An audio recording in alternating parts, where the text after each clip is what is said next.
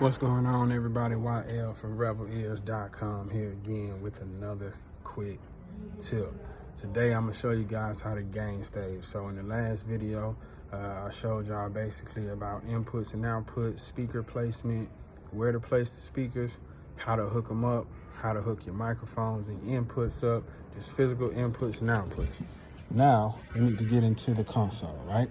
So just to recap, I got my inputs and outputs back here, right? So today we got TVs, so I'm shooting this video, right? And I gotta be able to get sound from the video. So once I plug in channel 4, which is my computer sound for my TVs, it's my 4th input, right? So I got channel 4 here.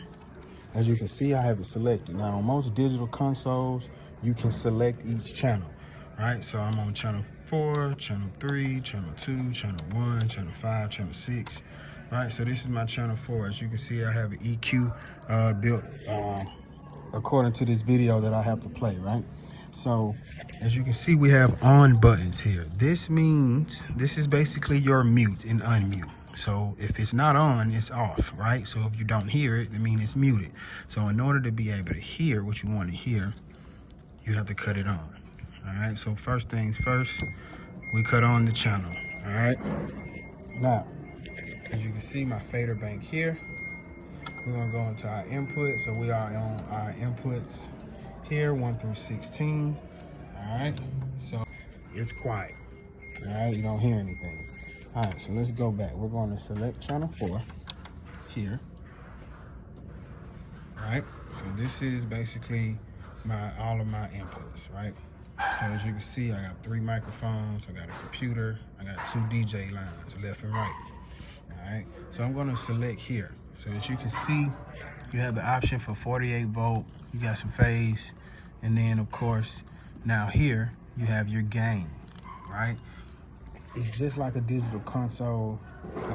Digital consoles are just like analog consoles. They're just like studio, right? You're not gonna get any sound unless you pull the faders up, right? Unless you do some type of gain staging. It's the same thing as recording in the studio, right? So I select my channel, I'm on my input fader bank. You have to make sure whatever you wanna affect, right? So I wanna affect my input, my 4th input. So I need to make sure I'm on my input fader bank.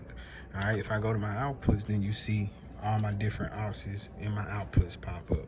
So I need to make sure I'm on the right fader bank. I need to make sure I have the right channel selected and turned on. All right, then you're gonna go in, you're gonna hit this button here.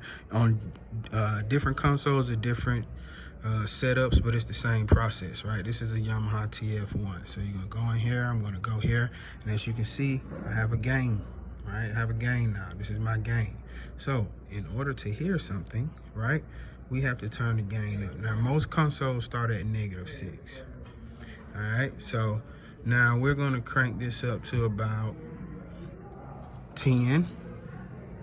Right, as you can see, I'm already getting some signal. You see I'm getting some signal here, right? So now that I did my gain staging, right? So this is just like at the top of a channel strip, you would turn your trim knob, right? It's like trim. If you were on the analog console or a console inside the studio, it might be a trim knob.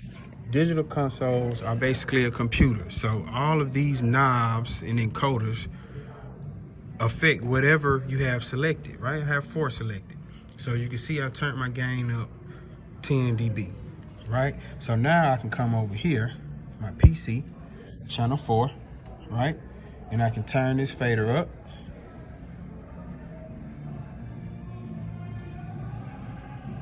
And you guys hear the sound coming out of the speakers now, right?